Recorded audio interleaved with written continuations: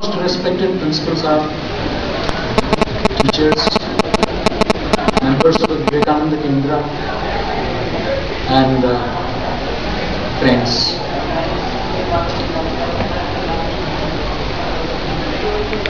सबसे पहले मैं आपको शुक्रिया अदा करना चाहता हूं कि आपने मुझे सौभाग्य प्राप्त हुआ कि मैं स्वामी जी पर कुछ बोलूं। मैं कहीं से भी स्वामी जी पर कोई विशेषज्ञ नहीं हूं, ना मैं दावा करता हूं ना हूं।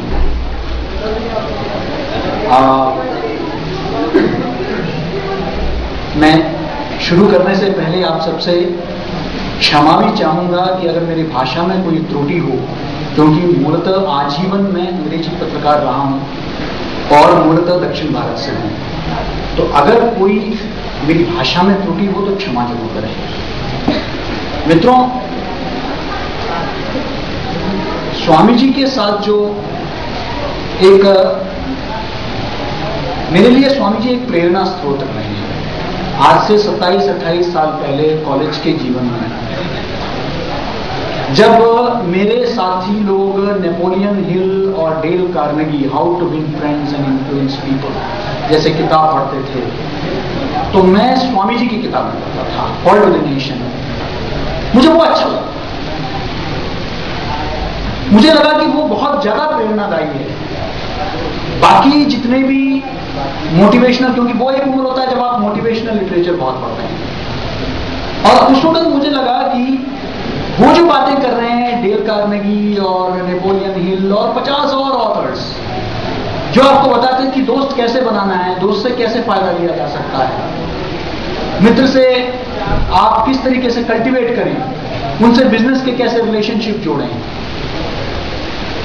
तो यहां दूसरी तरफ मुझे यह बताया जा रहा था कि मैं समाज के लिए क्यों ना कुछ करूं, राष्ट्र के लिए कुछ क्यों ना करूं। मुझे बहुत आकर्षित, और आज भी मुझे याद है मेरे वो स्टडी टेबल में जो प्रिंसिपल साहब ने अभी जिक्र किया, एक सामने उस वक्त रामकृष्ण मठ में ये एल्यूमिनियम के शीट्स में रखते थे स्वामी जी का एक चित्र के साथ जो है, और उसमें यही शब्द लिखे हुए थे, arise, awake and stop not till the goal is reached.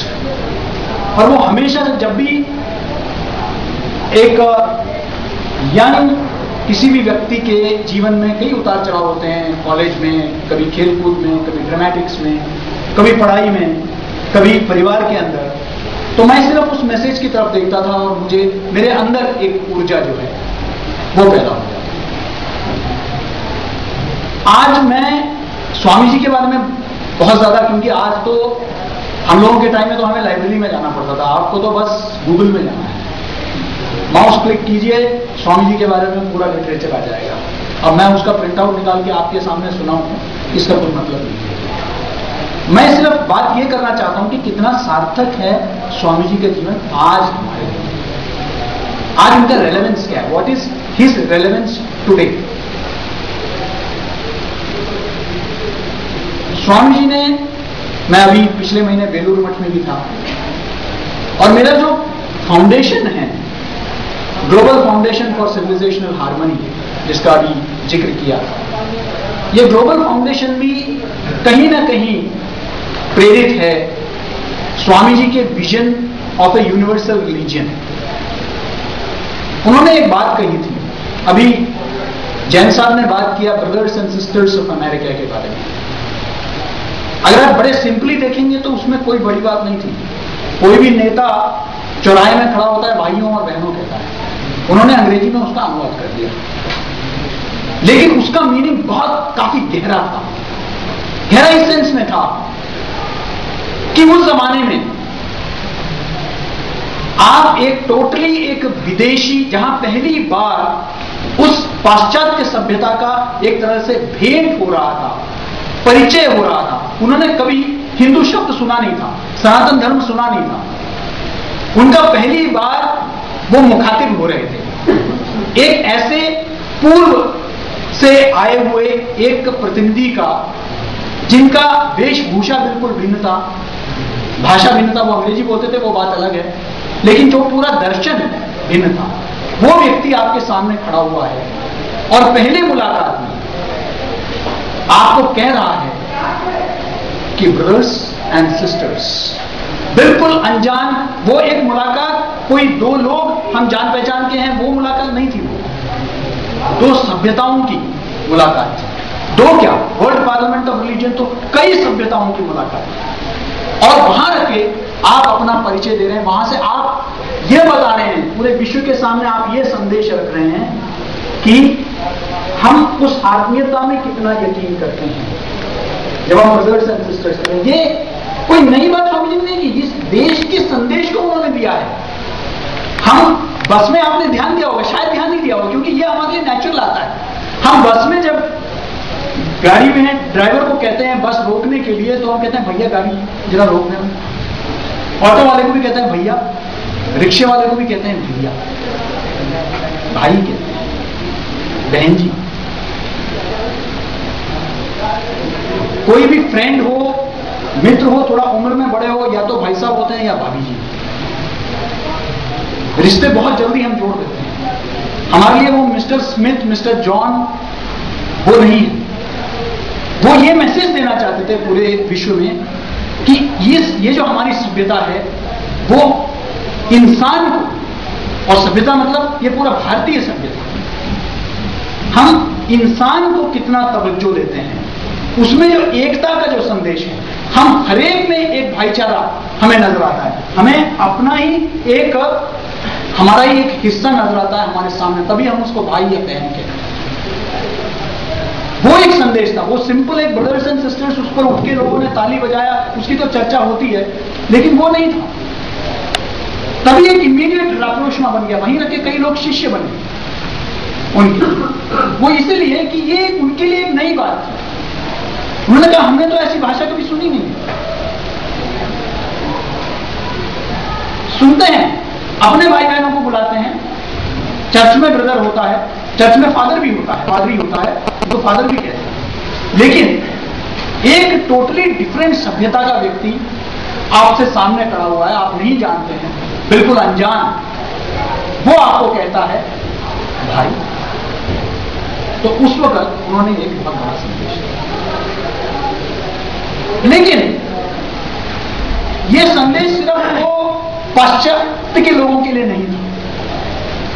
उन्होंने जब इस देश में भी बात कही तो सिर्फ एक, जिसे कहते हैं कि विदेशियों को यह बताना कि भाई हमारे संस्कार बड़े ये हैं, उन्होंने कई बार अपने देशवासियों को बार बार, मुझे तो कभी कभी ताज्जुब होता है कि उनको हम धार्मिक नेता क्यों कहते हैं।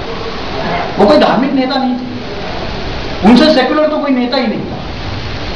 नेता मैं राजनेता के सेंस में नहीं, एक लीडर के सेंस में। सेकुलर इन द सेंस की मैं कोई धर्मनिरपेक्षता की बात नहीं करता। वो आप शायद यकीन, अब जब आप पढ़ेंगे उनके बारे में, तो उन्होंने कहा था कि आपको अगर इस देश के 33 कोटि देवी देवताओं पर भी यकीन है और अपने आप पर यकीन नहीं है तो बेकार है। ये उन्होंने बात कही। इससे ज्यादा एक स्टेटमेंट कैसे हो सकता है? जो व्यक्ति जिसके बारे में आमतौर पर आप जैसे ही वो वेशभूषा धारण कर लेते हैं, आप ये मानेंगे कि अरे ये तो अब संत है, सन्यासी है, भगवान की भाषा करेंगे।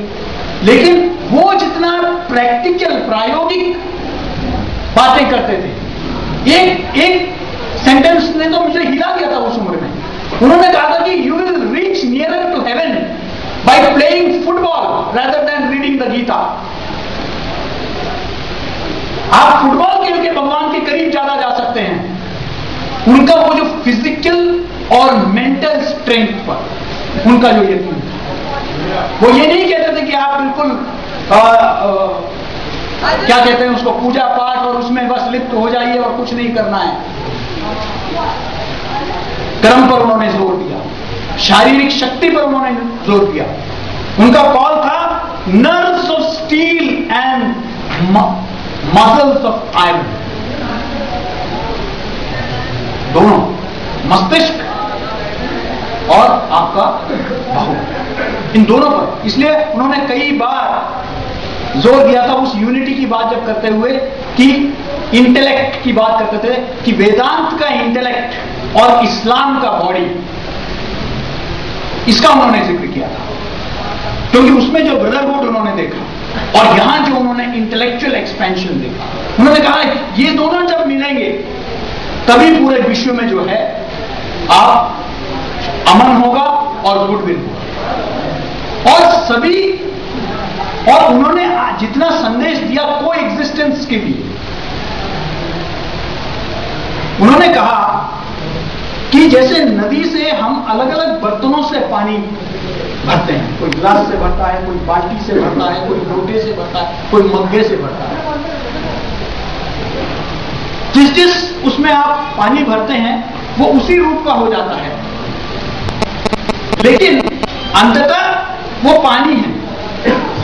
वही ईश्वर के साथ भी है। हम अलग अलग लोटों में भरते हैं, कोई क्रिश्चियन है, कोई हिंदू है, कोई मुस्लिम है, कोई सिख है, हम अलग अलग लोटों में भरते हैं और सोचते हैं कि वो लोटे, हम ये भूल जाते हैं, हम अंदर के पानी को भूल जाते हैं, उस लोटे को सच मानने लग जाते हैं, उस मग्गे को सच मानने लगते हैं, उस बाल्टी को सच मानने लगते हैं। वो यूनिवर्सल रिलीजन की बात कर रहे थे।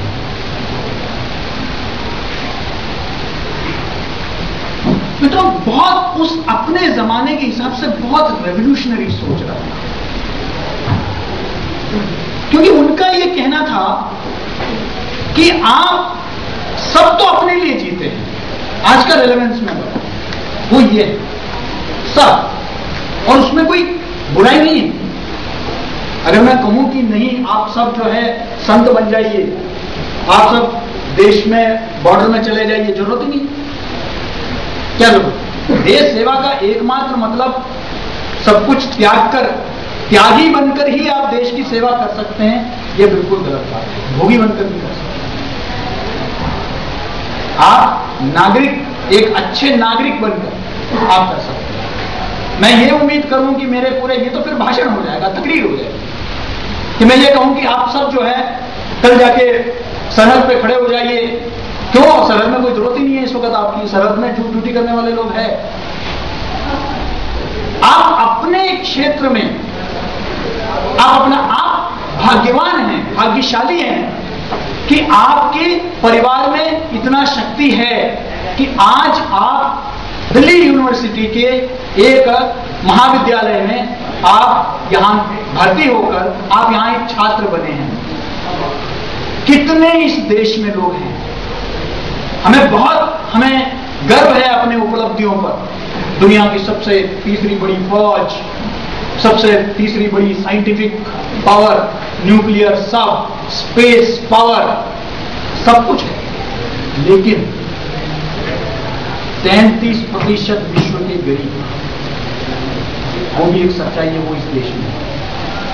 विश्व में सबसे ज्यादा कुपोषित बच्चे, वो भी मेरे देश की सच्चाई है। मैं उस सच्चाई से बिल्कुल आंख न मूंद, जैसे वो कबूतर होता है, कबूतर के बारे में कहता है वो कभी कभी जो है आंख मूंद लेती है कि बिल्ली नहीं है सामने, बिल्ली है। आंख मूंदने से बिल्ली नहीं चली जाएगी, बिल्ली आएगी खाएगी। हम इस बात को भूल रहे हैं। आप लोगों को लगेगा अरे मुझे इससे क्या मतलब है, मतलब क्योंकि आप भविष्य हैं, आपको सामना करना है। ये हम लोग तो 15-20 साल और रहेंगे, सामना आपको करना है। आज आप जानते हैं कि इस देश के आधे से ज्यादा प्रदेशों में नक्सलवाद किस तरीके से फैला हुआ है। वो एक ऐसा नासूर बनकर, एक ऐसा कैंसर बनकर फैलता जा रहा है कि आपको समझ में नहीं आ रहा है कि उसकी गहराई कहां तक है। फरीदाबाद, गाजियाबाद में लड़के पकड़े गए हैं, आपके दरवाजे में आके खटखटा रहे हैं। वो इसलिए कि ये जो अंधा दौड़ चल रहा है, जो क्रेडिट कार्ड इकोनॉमी चल रही है, आज प्लास्टिक इकोनॉमी, सब उधारी पर है। कार्ड दिखा दिया, खरीद लिया। नौजवान लड़के एक बार थोड़ी सी नौकरी चली जाती है, रोने लग जाते हैं। क्यों भाई, क्या हुआ? नौकरी तो गई है, क्या आपको क्या आ गई? कुछ तो तुमने बचा के रखा होगा। कहां बचाने की बात कर रहे हो? अरे मेरे कार्ड पेमेंट इतना बाकी है, लोन इतना लिया हुआ है, इतना लोन ले रखा है जो हमें समझ में नहीं आ रहा। We have turned into a economy सब लोन पर है। मकान लोन पर, गाड़ी लोन पर, टीवी लोन पर, फ्रिज लोन पर, जिंदगी लोन पर है। ये इस चीज को हम भूल गए। तो ये जो प्रॉस्पेरिटी दिखाई दे रही है, संपन्नता, ये उधार की संपन्नता है। इस चीज का एहसास नहीं हो रहा है। क्या है? फोन कर रहे हैं, हर 15 मिनट में फोन आते हैं, आईसीआईसीआई से फोन कर रहे हैं, एचडीएफसी से फोन कर रहे हैं। कार्ड चाहिए आपको, जैसे आपको कुछ देना ही नहीं है, बस कार्ड लेना है और आपको स्वाइप करना है, जो मर्जी खरीद लीजिए। एक उधारी का इकोनॉमी, ये हमें मिला है पोस्ट लिबरलाइजेशन। आपको चिंता करना है इस बारे में। अगर रिसेशन जब हुआ था पूरे विश्व में, हमारे सरकार में भी कुछ लोग गर्व करते हैं कि हाँ, हमारी वजह से हमारे वजह से जो है, देखो देश का रिसेशन का असर नहीं पड़ा, कम पड़ा, हिंदुस्तान पर कम पड़ा।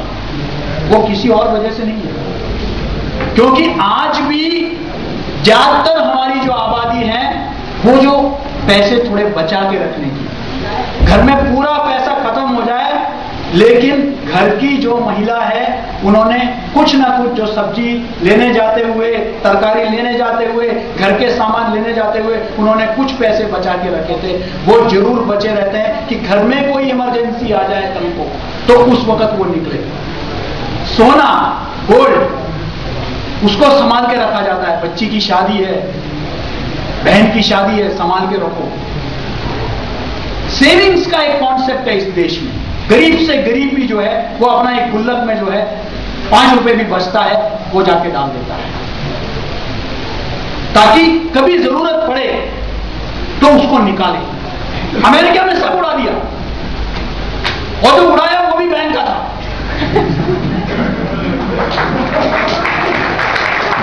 अब क्या हुआ? खुद तो लूट गए, बैंक भी लूट गया। रिसेशन में क्या हुआ? खुद लूट गए और बैंक भी लूट गया, किसी के पास कुछ भी नहीं रहा। वो हमारे कुछ वैल्यू सिस्टम्स थे जिन्होंने हमें बचा के रखा। वो कोई नीति नहीं है, लेकिन ये कब तक बचा रहेगा, सवाल ये है।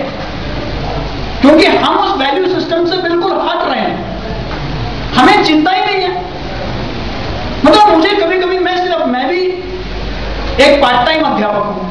पिछले 15-20 वर्षों से Indian institute of mass communication, Makhanlal university of journalism वगैरह में मेरे रेगुलर कोर्सेस हैं।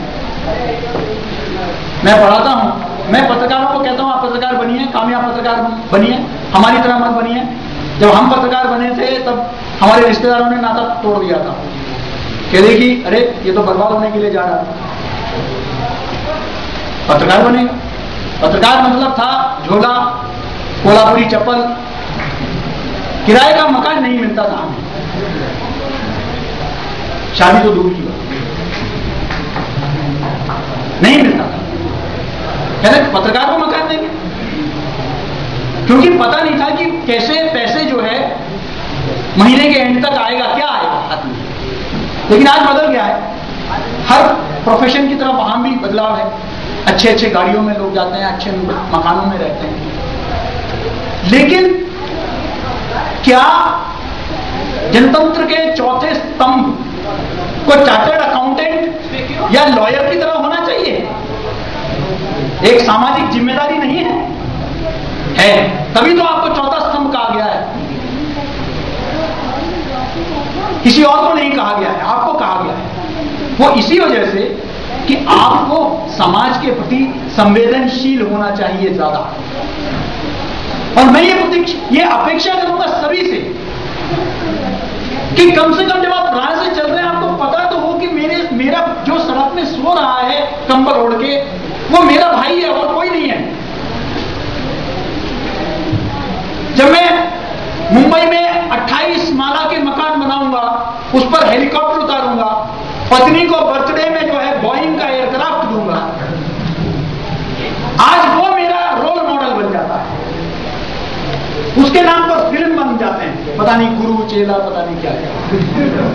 वो रोल मॉडल हमारे सामने, वो हमारे आदर्श दिखाए जाते हैं।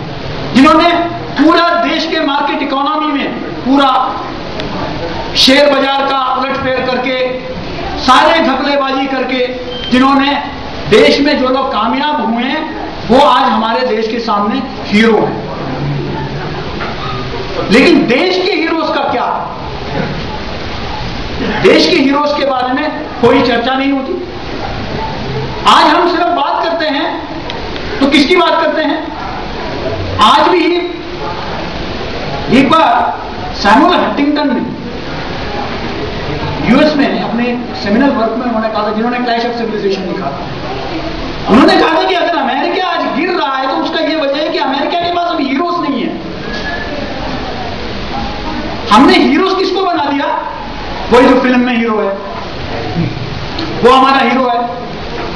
जो पार्टी में जो है मारधाड़ चलता है, पर्सनल पार्टीज में भी वो खबर बन जाती है कि किसने किसको मारा, वो हमारे हीरो है। या टाइगर बिस्कुट और हॉट मिल्क ड्रिंक्स जो है बेचने वाले जो हैं वो हमारे हीरो हैं। वो किसके लिए काम कर रहे हैं? क्या हीरोज नहीं रह गए इस देश में? है, सब अच्छे। कोई है अच्छा खिलाड़ी है, कोई अच्छा एक्टर है, कोई दो राय नहीं, अच्छे एक्टर हैं, वो अपने अच्छे प्रोफेशनल्स हैं अपने। लेकिन वो क्या देश के आइडियल बन सकते हैं क्या? देश का हीरो कौन होगा? सवाल वो है। We are in urgent need of role models, not because we don't have them but we don't recognise them. हम पहचान नहीं रहे हैं उनको। वो हमारे बीच में है, कई हमारे बीच में है। अभी कुछ दिन पहले ये लॉन्च हुआ इंडियन वॉर कॉमिक्स,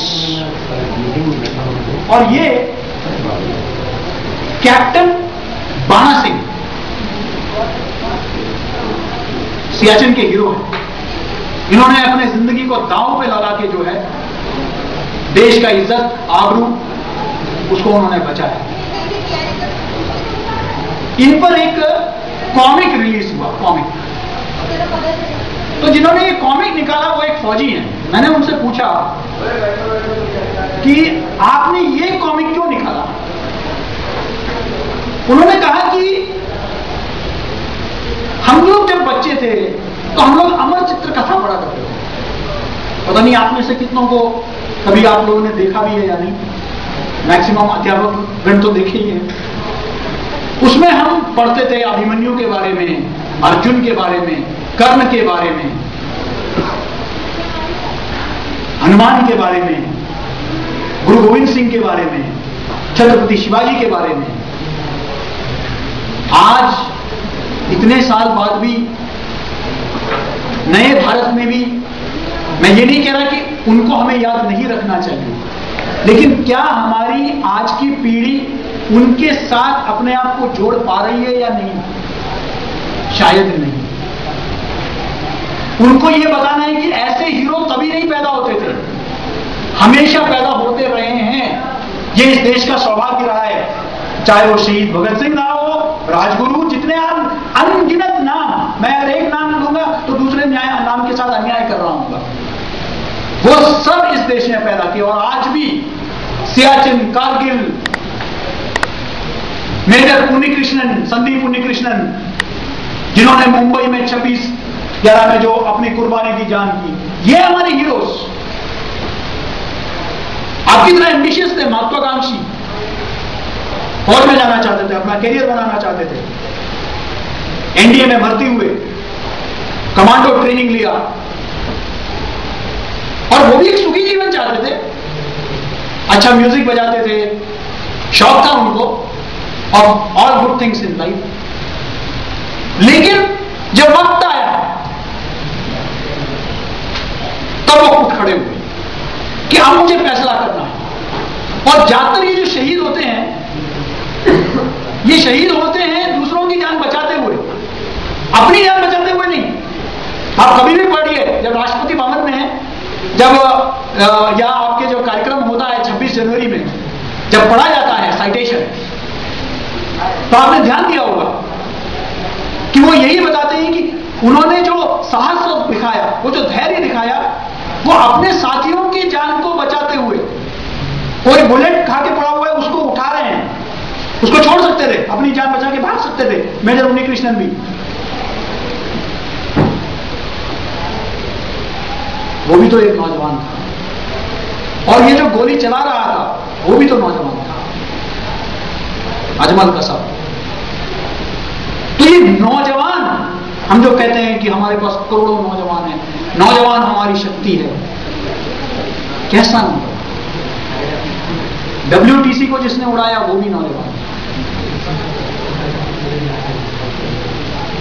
मुंबई में जिसने हमला किया वो भी नौजवान था। अपराधी जितने भी दिल्ली में अपराध कर रहे हैं उसमें ज्यादातर नौजवान हैं। मैंने नहीं सुना कि बहुत कम बच्चों के बारे में या बुजुर्गों के बारे में सुनता हूं, नौजवानों के बारे में ही सुनता हूं। हर तरफ के क्राइम्स उसमें इन्वॉल्व जवान हैं।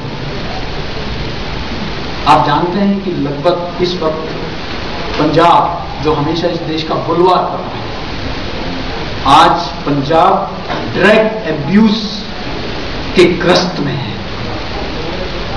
इतना ड्रग्स आ रहा है वहां कि अब तो राष्ट्रीय दल जो आज तक सोचते रहे ये तो हमारे फायदे में है, उनको खुद वो अलर्ट हो गए हैं, सब पहचानने लगे हैं उस खतरे को। छोटे स्कूल के बच्चे कुछ नहीं, मोटरसाइकिल में वो जो आता है उस चीज को तक सूंघ के नशे का ऐसा चल रहा है वहां, जो खतरा इतना बड़ा मंडरा रहा है। और ड्रग्स के साथ कई जुड़ते हुए, जब जैसे ही देखा कि जब सरहद पार के दुश्मनों ने देखा कि आतंकवाद से ये बर्बाद नहीं हुए, तो ड्रग्स का जो है खतरनाक सिलसिला शुरू हो गया। अब इनको बर्बाद करने का यही है कि इनके जवान पीढ़ी को जो है खत्म करना। आपको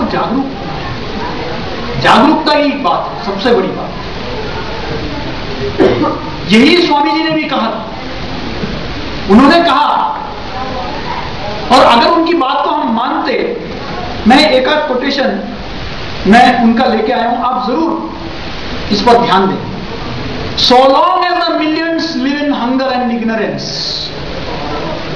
I hold every man a traitor who, having been educated at their expense, pays not the least heed to them. उन्होंने कहा देशद्रोही है, गद्दार है वो सब जो उन गरीब, अनपढ़, बेरोजगार हमारे जो भाई हैं उनकी तरफ हमारी नजरें जब जाती नहीं है। हमें सिर्फ दिखाई देता है मॉल, बड़े बड़े mall, lifestyle, trendy lifestyles, media में जो दिखाई दे रहा है वही लाइफस्टाइल हमें दिखाई दे रहा है। हम वो जब देखते हैं तो हमें नीचे नहीं, हम देखते हैं नीचे की तरफ। और मैं आपको यकीन दिलाना चाहता हूं कि अगर आपने नहीं देखा तो वो मजबूर करेंगे आपको देखने के लिए, लेकिन वो बहुत अच्छी बात नहीं होगी। आज जब आपके मोहल्ले में चेन स्नैच हो रहे हैं, आज जब आपके जेब कट रहे हैं, आज छीना झपटी खुलेआम जब हो रहा है, तब आप कहेंगे अरे दिल्ली पुलिस जिम्मेदार है। पुलिस क्या, बड़े बड़े फौज नहीं रोक पाएगी। अगर ये सिलसिला, ये जो दरार है अमीरी और गरीबी के बीच में, इसको हमने नहीं रोका। इसके बीच में एक पुल बांधना जरूरी है। ये दरार की बात करी थी स्वामी जी ने, क्रांतिकारी नेता थे वो। उन्होंने कहा था कि आप इसको मत, उन्होंने धर्म की बातें नहीं की, ये तो आपका पिछले जन्म का कर्म है, उसी वजह से आज आप भुगत रहे हैं। उन्होंने ये नहीं कहा। उन्होंने कहा कि आप ध्यान दीजिए उनकी तरफ, उनको साथ लेके चलिए। इंक्लूसिव डेवलपमेंट मॉडल जो आज इस देश को जरूरत है, आज हम उसकी बात नहीं कर रहे हैं। इंक्लूसिव डेवलपमेंट मॉडल का, मेरा डेवलपमेंट हो, सिर्फ मेरा परिवार का। और नतीजा क्या हो रहा है, आप बड़े बड़े अपार्टमेंट में रहते हैं, अपार्टमेंट के चारों तरफ झुग्गी झोपड़ी, और आए दिन चोरी, डकैती, अपराध बढ़ता जा रहा है, ड्रग एब्यूज। हम किस सोसाइटी की रचना कर रहे हैं, इस बारे में हमें सोचने की जरूरत है। यही है उनका रेलेवेंस। उनके तस्वीर रखने से उनका कोटेबल कोट्स बहुत है, बहुत अच्छे अच्छे कोट्स उन्होंने दिए, उसको दोहराने से नहीं होगा, उनके जीवन को देखना पड़ेगा, उनके जीवन से प्रेरणा लेनी पड़ेगी। और हमें यह सोचना है कि हम और कुछ नहीं, वो जो मेरा भी भाई है उसके बारे में भी थोड़ा सा चिंता करें, अपने बारे में सोचिए, अपने परिवार के बारे में सोचिए, लेकिन वो भी आपका परिवार का हिस्सा है। तो हम हिंदुस्तान कहते हैं, हम जब खुश होते हैं, क्रिकेट मैच होता है तो हम जब तिरंगा लहराते हैं, खुश होते हैं, कूदते हैं, पटाखे फोड़ते हैं, आतिशबाजियां करते हैं, ये हिंदुस्तान क्या है? वो जो कश्मीर से कन्याकुमारी तक जो धरती है, सिर्फ वो धरती की बात कर रहे हैं या उसमें रहने वाला एक एक बाशिंदा, वो है हिंदुस्तान। उसके बगैर मेरा हिंदुस्तान क्या है? मुझे कहीं भी ले जाओ, वही तो मेरा सगा संबंधी है, वही तो मेरा सब कुछ है। अगर मुझे एक आइलैंड में डाल दे, सब कुछ दे दिया, मैं क्या करूंगा उस आइलैंड में? सारे ऐश और आराम दे दिए, लेकिन कोई नहीं है, कोई इंसान नहीं है, मैं अकेला हूं। किसके लिए? क्या उस बाशिंदे के लिए? वो भी मेरा भाई है। जिस भारत का मैं गर्व करता हूं, उसी भारत का वो भी एक नागरिक है, उसके हक के लिए भी लड़ूंगा। उसके लिए सड़क में उतरना जरूरी नहीं है। आप सिर्फ शाम का थोड़ा सा समय सर्व शिक्षा अभियान में आप थोड़ा सा समय दे दीजिए, थोड़ा सा नागरिकों के बीच में जागरूकता के लिए झुग्गी झोपड़ी बस्तियों में चले जाइए। उत्तर प्रदेश में अभी 6 फेज बाकी है। लोगों को कहिए कि वोट कीजिए जाति पाति से उठकर, अपराधियों को वोट मत दीजिए। पिछली बार हम लोगों ने किया, उसका असर हुआ, अपराधी नहीं जीते। हमने हमारे जी टीवी के माध्यम से नो क्रिमिनल कैंपेन हमने शुरू किया था। आप वो कीजिए अपने बातचीत के दौरान। अरे सब कुछ ऐसे हताश हो गए, अरे ये देश कभी नहीं सुधरेगा। अरे आप लोगों में तो ये हताशा होनी नहीं चाहिए। आप तो जवान है, आप तो सब कुछ बदल रहे हैं। मुट्ठी भर नौजवान चाहिए, यही स्वामी जी ने कहा था। लेकिन किस तरह के? वो जवान का, आपका जो यौवन है, उसको हार्वेस्ट करना, सही रास्ते में वो जाए, वरना वो अजमल का साहब बन जाएगा। वो भी नौजवान, आतंकवादी बन जाएगा, माओवादी बन जाएगा। वो सब जवान है।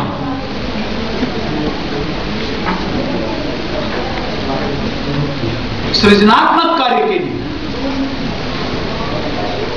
कैसे कंस्ट्रक्टिव वर्क किया जाए, उसके लिए आप किस तरीके से ये हो सकता है। किसी को शिक्षा दीजिए, किसी को ज्ञान दीजिए, किसी को प्राइवेट ट्यूशन दे दीजिए बगैर फीस लिए गरीब बच्चे को, उसका भविष्य सुधर जाएगा। आप अगर सर्दियों में कंबल दे दिया, आप मदद नहीं कर पाएंगे, स्वामी जी ने भी कहा है, उससे कोई मदद नहीं होगा। वो तो आप अपना पाप तो धो रहे हैं, आपके कहीं ना कहीं अंदर गुनाह का फीलिंग है, गिल्ट का फीलिंग है। अरे मैंने पैसा वैसा कमा लिया, उससे भी पैसे मार लिए, इससे भी पैसे मार लिए, चलो एक बाप को कैसे धो, 2 कंबल दे देता हूं और वहां जाके हिंदी में 100 रुपए डाल देता हूं। भगवान को भी ब्राइब कर दिया। ये हमें लगता है, ये मानसिकता से आपको हटना पड़ेगा। आप अपना प्रोफेशन में आप आगे बढ़िए, प्रोफेशन मत छोड़िए। पैसा बनाना कोई बुराई नहीं है, अगर सही मार्ग से आप पैसा बना रहे हैं कोई गलत नहीं। और वो अच्छे काम पर डालिए, अच्छे कार्य के लिए। रोल मॉडल्स अपनों में खुद जानने की कोशिश कीजिए। इस देश के नौजवानों में संदीप उन्नीकृष्णन जैसे, बाना सिंह जैसे, जिन्होंने देश पर जो है अपने जान की न्यौछावर की, और सिर्फ देश के लिए मरना ही नहीं है। ये भी एक अजीब बात है, देश के लिए मैं मरने के लिए तैयार हूं। अरे हमें, स्वामी जी कहते थे, हमें जरूरत है देश के लिए जीने वालों की। सब मरने की बात करेंगे तो फिर देश का क्या होगा, रहेगा? आप देश के लिए जीना है, मुझे कुछ करना है, समाज के लिए करना है, देश के लिए करना है, अपने मोहल्ले में, और कुछ नहीं। पत्थर पड़ा रहेगा और पेड़ से टहनियां टूट के आंधी के बाद पड़ी रहेगी, वो जब तक सफाई कर्मचारी नहीं आएगा वो कोई नहीं हटाएगा। अरे भाई तुम्हारे टायर भी पंचर हो सकती है, तुम्हारे जो अंकल जी आएंगे उनके भी टायर पंचर हो सकते हैं। हटा दो उसको। ये भावना स्वतः करने की, किसी के कहने पर नहीं, अंदर से। हम हमेशा ड्यूटीज के लिए लड़ते हैं, सुप्रीम कोर्ट तक जाते हैं, ये भूल कर कि उसी संविधान ने फंडामेंटल राइट्स के साथ फंडामेंटल ड्यूटीज का भी जिक्र किया था। लेकिन ड्यूटीज की कोई बात ही नहीं करता। हमारे अधिकार हमें दो, आपने अपने कर्तव्य किए नहीं किए, सवाल वो है। साथियों, कोई भी नया चीज आप करेंगे तो जाहिर है कि आपको रोकने का कोशिश जरूर होगा। स्वामी जी ने भी ये कहा था, कोई भी नई बात आप करेंगे। उन्होंने वाराणसी में एक घटना का जिक्र किया था, उन्होंने अपने किसी पुस्तक में, जहां वो एक बार जा रहे थे वाराणसी के। वो कह रहे थे कि वहां के जो बंदर होते हैं बड़े ही परेशान करते हैं। तो वो जा रहे थे, पीछे बंदर, वो जितने आगे दौड़ के जाए बंदर उतने ही तेजी से पीछे आए उन पर हमला करने के लिए। उन्होंने कहा कि एक स्टेज आया जब मैंने कह दिया कि बहुत भाग लिया, अरे मैं एक इंसान, मैं बंदर से भागू। कहते कि जब मैंने अपने अस्तित्व को पहचाना, मैं पलट के रुका, घूम के, और मैं जैसे ही रुका बंदर सारे भाग गए।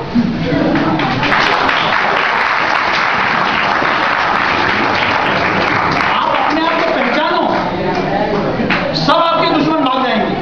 और दुश्मन मतलब मैं सिर्फ कोई शत्रु मुल्क की बात नहीं कर रहा हूं। दुश्मन मतलब समाज के दुश्मन, राष्ट्र के दुश्मन, वो सब भाग जाएंगे अगर आप उठ के खड़े हो जाओ। डट के खड़े रहिए, भागने से नहीं, डट के अगर आप खड़े रहेंगे। उन्होंने कहा था कि every new thing, whenever you talk or do anything new, you will have to pass through 3 stages. उन्होंने कहा पहला है रिडिक्यूल, लोग मजाक उड़ाएंगे आपको, कोई भी नई बात करेंगे, अरे क्या बात कर रहे हो, पागल आदमी क्या बात कर रहा है, ऐसी बातें कर रहा है, बावला हो गया है। जब वो देखेंगे कि आप डटे हुए हैं, फिर ये तो डट गया। तो रिडिक्यूल के बाद आता है ऑपोजिशन, विरोध। जब लोग आपका विरोध करेंगे हर तरह से, आपका चरित्र पर, आपके व्यक्ति पर, आपके शरीर पर, आपकी संपत्ति पर, चारों तरफ से हमला होगा, क्योंकि आप कोई नई बात कर रहे हैं, आपको रोकना चाहते हैं। लेकिन आप तब भी डट के रहेंगे तो स्वामी जी ने कहा है कि तीसरा स्टेज आता है एक्सेप्टेंस। जब वो इस चीज को एक्सेप्ट कर लेंगे कि अब आपको कोई नहीं रोक सकता। No power can stop the power of an idea which time has come. कोई नहीं रोक सकता। अरे मोहम्मद गद्दाफी नहीं रोक पाया, मिस्र के होस्नी मुबारक नहीं रोक पाया, कोई नहीं रोक सकता। लेकिन डिटर्मिनेशन हो तब। सिर्फ मोटरसाइकिल में झंडे तिरंगा लहराने से क्रांति नहीं आती, उसके लिए पूरा डिटर्मिनेशन होना चाहिए कि मुझे कुछ करना है, करके ही वापस आऊंगा, करो या मरो, डू और डाई। वो चाहे अपना करना, set A goal for yourself. ये स्वामी जी ने कहा था। मैं आपका ज्यादा समय नहीं लूंगा, बस 1-2 quote. Take up one idea, make that one idea your life, think of it, live on that idea. Let the brain, muscles, nerves, every part of your body be full of that idea. And just leave every other idea alone. This is the way to success. सिर्फ एक obsession कि मैं छोड़ूंगा नहीं, बस ये मेरा idea है। और उसमें लोग आइडियाज के बल पर लोग मुनाफा कमा रहे हैं भाई, और उससे सामाजिक परिवर्तन भी हो रहा है। कितने एनजीओ सेल्फ सस्टेनिंग हैं, गांव में जाकर छोटे छोटे काम कर कर, छोटे छोटे जरूरतों को पूरा कर कर, एक रिक्शा है उसको मैकेनाइज कर लीजिए। अभी भी दुख हुआ जब मैं कलकत्ता गया तो वो इंसान जो है दूसरे इंसान को खींच के ले रहा, आपने देखा होगा, बड़ा दुख होता है। टूरिस्ट उसमें बैठते हैं एंजॉय करने के लिए, क्या उसका कोई रास्ता नहीं निकल सकता? सुलभ शौचालय एक बहुत बड़ा एक्सपेरिमेंट था, क्या ऐसा कोई रास्ता नहीं निकल सकता?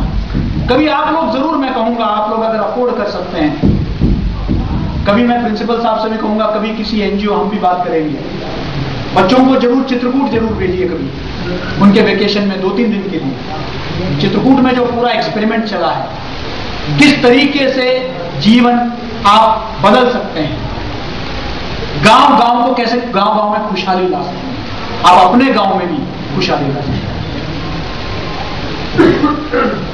सेल्फ रिलायंस के माध्यम से आप कैसे कर सकते हैं, इस पर विचार कीजिए। जरूर बदल सकता है, सब कुछ बदल सकता है, लेकिन आप में कन्विक्शन हो तब तो। अगर आप पर ही विश्वास नहीं है अपने आप पर, तो फिर दूसरा आप पर क्यों विश्वास करेगा? अगर आपको अपने आप पर, आप खुद डाउट पर है। मुझे याद है मेरे एक, हम लोग जब बेरोजगार हुआ करते थे तो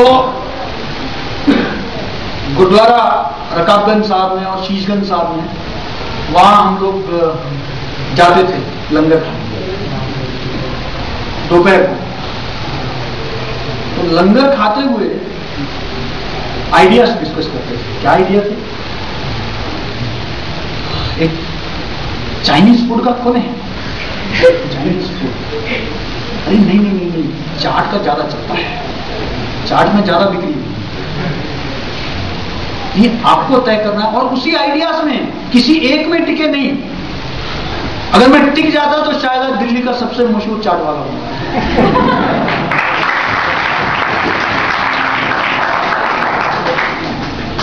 मुझे एक किस्सा याद आया। एक बार एक व्यक्ति को नौकरी से निकाल दिया गया क्योंकि उनके वालिद, उनके पिताजी जो मालिक थे, उनका देहांत हो गया। तो बेटे ने जितने भी नए लोग थे, मतलब जितने भी पुराने लोग थे, सबको निकाल दिया। उन्होंने कहा कि नहीं, मेरे यहां ग्रेजुएशन कम से कम होगा, वही नौकर होगा, वही वेटर होगा, वही बेरा होगा। बहुत अमीर लोग, और ये हकीकत है, reality.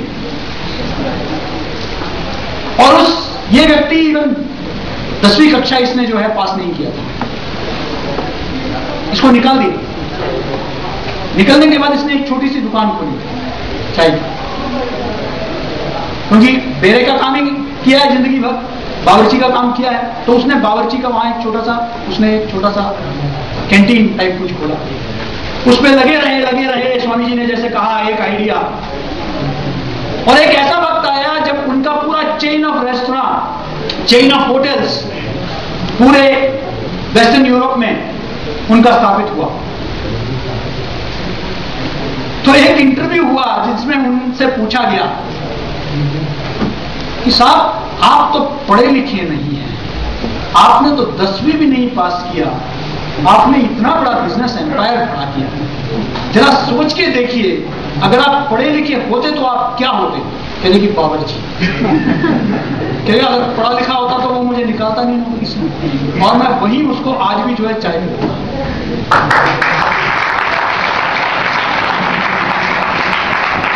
Power of an idea, good जिद। तो दोस्तों, एक और बात मैं कहूंगा, एंड वो है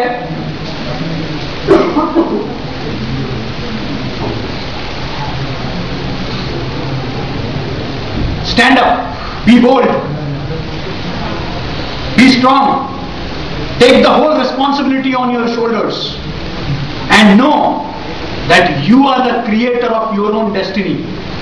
All the strength and succor you want is within yourself. Therefore, make your own future. All the best.